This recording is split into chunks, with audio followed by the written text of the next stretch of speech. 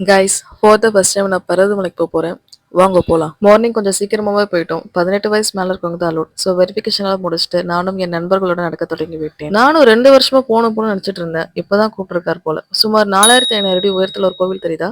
இப்போ நம்ம அங்கதான் போறோம். எடுத்தோடனே டைரக்டா மலையேற மாட்டோம். ஒரு 2 கிலோமீட்டர் கிட்ட நடக்கணும். அதுக்கப்புறம் தான் படிக்கிட்டு வரும். கொஞ்சம் தூரம் நடந்ததுக்கு அப்புறம் அங்க ஒரு கோயில் வந்துச்சு. ஈஸ்வரா நல்லபடியா மலையேறணும் வேண்டிட்டு எல்லாருக்கும் பட்ட போட்டாச்சு. அங்கேயே அன்னதானமும் போட்டாங்க. கஞ்சி மாங்காய் ஒரு கையும் சாப்பிட்டு எல்லாரும் பேட்டரி சார்ஜ் பண்ணிட்டு இப்போ மறுபடியும் நடக்க ஸ்டார்ட் பண்ணலாம். கைஸ், இது ஃபேஸ் 1. படியேற ஸ்டார்ட் பண்ணிட்டோம். இது ஒரு 1200 படிக்கு மேல இருக்கும். வீட்டுல 10 படி ஏறி கஷ்டப்படுற எனக்கு இது ஒரு மாபெரும் சவாலா தான் இருந்துச்சு. ஒரு சின்ன மாற்றத்துக்கு படிக்கட்டை விட்டு படிக்கட்டு மேல இருக்க சிவர்ல நானும் அகலியாவும் ஏற ஆரம்பிச்சிட்டோம். ஒரேடியா ஏறணும்னு நினைக்காதீங்க. அப்புறம் நான்சி அக்கா மேல டயர்ட் ஆயிடுவீங்க.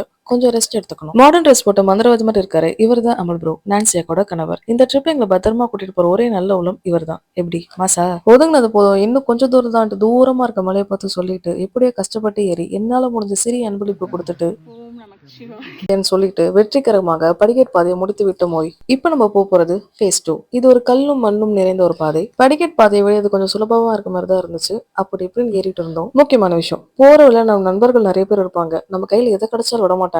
என்கிட்ட இருந்த 2 வாட்டர் பாட்டில் ஆட்டி போடுச்சு. கொஞ்சம் உஷாரா இருக்கும். கொஞ்சம் தூரம் ஏறினதுக்கு அப்புறம் இந்த கோவிலுக்கு பின்னாடி ஒரு டேப் வாட்டர் இருக்கும். உங்களுக்கு வேணும்னா நீங்க ஃபில் பண்ணிக்கலாம். இன்னும் கொஞ்சம் தூரம் தான் போயிடலான்ட்டு மேன்சஸ் வைட்ல வர மாதிரி நானும் தாவி தாவி போயிட்டு இருந்தேன். ஆனா அது பாட்டு போது போயிட்டே இருக்கு. கொஞ்சம் தூரம் அப்புறம் கல் இருக்காது. இந்த மாதிரி கம்பி பிடிச்சிட்டு ஏற மாதிரி தான் இருக்கும். இப்படி ஏறீங்களே உங்களுக்கு டயர்ட் ஆகலன்னு கேட்டீங்கன்னா எனக்கா மாசா ஒரு உருட்டு ஓம் நம சிவாயன்னு சொல்லிட்டு நானும் ஏற ஆரம்பிச்சிட்டேன். என் மண்டையில ஒரே பாட்டு தான் ஓடிட்டு இருந்துச்சு.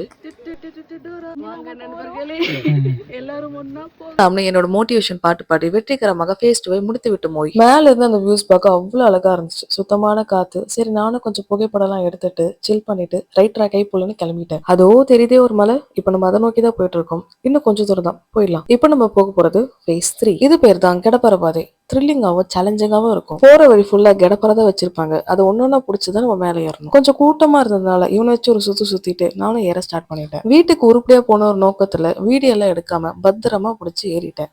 உயிர் பயம் காட்டிடுச்சு ப்ரோ.